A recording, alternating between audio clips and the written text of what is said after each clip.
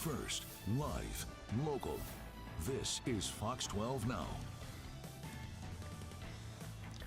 Hello and welcome to Fox 12 Now. I'm Greg Nibbler. Thanks for joining us. It is Monday here, and we're starting off our week live from the Fox 12 Oregon newsroom, as we do, well, every weekday here for Fox 12 Now. So thanks for being a part of the show. You can download the app, the Fox 12 Oregon app. That's a great way to watch the show live and, of course, watch all the episodes afterward as well. But however you found us, thanks for doing so. For this segment, we're talking about an event that is coming up, and it's called Bluegrass in the Gorge. And this is something where a lot of musicians can go get a very immersive experience. We're going to find out all about it right now because we are joined by Lori Nance, Program Director for Bluegrass in the Gorge. And Lori, thanks for joining us here and being a part of the show. And this is taking place in Corbett.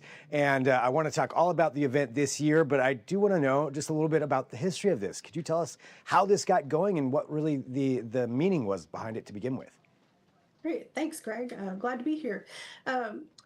Several years ago, at Menucha Retreat and Conference Center, we have programs that we offer in faith, art, and music. And we got to thinking about what other kinds of music could we do. And bluegrass is a natural because that is what bluegrass is all about, bringing people together and making music and enjoying each other. So we started looking around and asked our musical friends that we already had, and someone suggested, hey, talk to Lori Lewis. And we were like, oh, great. So Mary Flower connected us with Lori Lewis, and she said, yeah, we used to do something like that on the coast and we haven't done it, and I'd love to do that. So in 2018, we held our first Bluegrass in the Gorge, and we have, with the exception of some pandemic years, we have had one every year since then. So, and Lori had to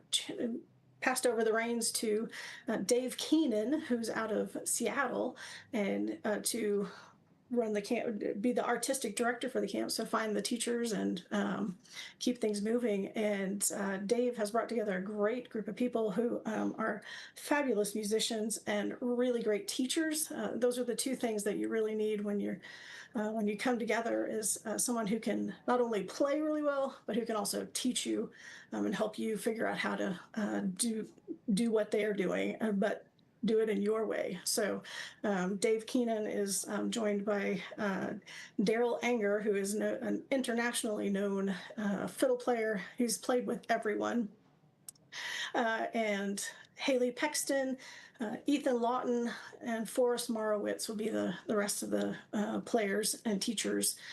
So it's just a great time to come out and spend a long weekend. Get here on Thursday, leave on Sunday morning, fill your musical bucket, because you'll get to share things that you know.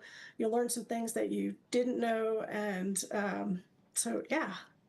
Yeah, well, I mean, I think something that you mentioned there too with the teachers and that whole concept of this is for musicians, and I don't know what level of musician that normally it is that goes out there, but to be there and around some of these people who have played internationally or are very skilled in the trade, to learn from them. Is that right?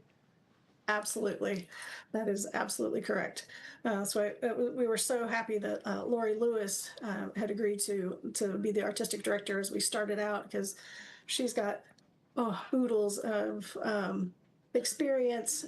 She's brilliant, and Grammy nominated, and she knows so many people. And one of the things that I learned about her was that she wants to help other people do music really well. So she really was helpful in that. And as people go out there and attend, what's that experience like? You mentioned that it's a long weekend, so I'm assuming, are people staying the night out there, or do you go out there every day? How does that part work? Yeah, we are a retreat and conference center, so we have 9 buildings that we utilize for different groups to come and stay, and for the programs that we offer. So you can choose to come and stay, and we'll feed you fabulous food, and you'll be surrounded by the gorge, because we have views looking west and east, so you can see down the gorge either way. So people come and stay overnight. Some all do choose to stay home. and spend the night at their own houses. But other than that, you just get to focus on your music and the folks that are there with you. So it's really, it's a good change of pace, change of rhythm of life, and gives you that time to focus on something that really fills you up and makes you feel really good. So yeah. That time to focus on your creativity without some of those other distractions, but a beautiful background and great teachers. It sounds like all in the same place. Yes, exactly. For for people out there, what do you think it is about bluegrass that does work so well in the Northwest? Because it is really popular here, and there's a lot of people that do play consistently, but a lot of people that want to learn. What is it about bluegrass that makes it such a good fit here? Ooh, interesting question. I think it's just the communal nature of the music itself. It is it there's a definite tradition, but there's not a there. It encourages creativity. It encourages people doing things together and trying things. When you've got lots of time in the winter when you're not going to be outside, you're going to be inside, trying out things, and you need people to. It pulls people together. I really think that's what it is. Yeah, that's an interesting answer too. So for everybody out there, when you sign up for this, so there's 4 days of it. Is it every day kind of the same thing, or does each day vary just a little bit? It does vary a little bit. One of the things that they have done several times, and I'm probably going to do again, is to practice being a band. So they split up the participants and make bands and work on a particular song so that you get that experience of listening to each other. Not everyone is going out there to perform, and not everybody's coming to this in order to perform for, like on a stage or anything, but learning how to make music together is a skill that you do have to practice. So there'll be classes in the mornings most of the most of the time, and then do something a little bit different. We'll also throw in some listening sessions. So you listen to songs and then talk about what it is that's particular to that song that makes it a really great song. So yeah, it does vary. What would you say to anybody out there who's been considering this and considering, wanting to go to something like this, but may not feel if they're ready or not? But what would you say to encourage them to attend an event like this? I'd say just do it.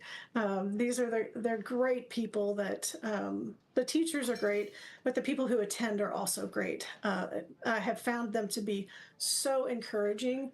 I dabble a little bit in the playing things, and I'm not an expert at any of them, but they encourage me to come and do things with them, and I when I watch to see how they're interacting with each other, it's really super supportive. When you're trying and learning new things, it's always risky, and when you find a place where you're encouraged to take those risks and do it and feel safe, it's good. So, you know, take the chance because it's so good to make music with other folks. Yeah, and removing some of that maybe intimidation factor that people might have of that kind of situation, going somewhere where everybody's going to be encouraging and open to helping and educating people and learning. That's really great. Well, for everybody out there who wants to attend, what is the best way for them to find out more information and sign up for this? They can go to our website, www.menucha, menucha.org. And on the front page, you can scroll down and you'll find the Bluegrass in the Gorge page, and or you can check out our other programs because we have blues guitar in the fall, a harmonica camp. The Portland Recorder Society comes out and does a weekend here, and it's just we have such great things. So, and we have a ukulele band camp. So. So there's a camp for somebody within there. So you can take a look there on that website. And of course, it's out there. You're just by Corbett, right? We are. Actually, if you go stand out by our pool, you can see the Vista House. So we're about a quarter of a mile from the Women's Forum Park. Oh, perfect. Well, awesome. Well, Lori, thank you very much for joining us here just to talk about this and finding out, about these unique opportunities that are around there for people to go check out and highlighting that. And this is certainly one of them with Bluegrass in the Gorge. And yeah, thanks for being here on Fox 12 Now. Awesome. Thank you, Greg. You bet. And for everybody watching, again, we are live streaming here from the Fox 12 Oregon newsroom. Lots coming up here this afternoon. We're going to be talking about adaptive biking on Mount Hood, so an outdoor activity to do. And we're going to be talking to the Portland Pickles about Dylan T. Pickle, who was named the Grand Marshal of the Starlight Parade. It's always all over the board here on the show. We cover a wide range of things, and that includes breaking news. If that happens, I'll be here for that as well anytime between 1 p.m. and 4 p.m. Thanks for joining us. Feel free to share this episode with others, and we'll be back soon with more Fox 12 Now.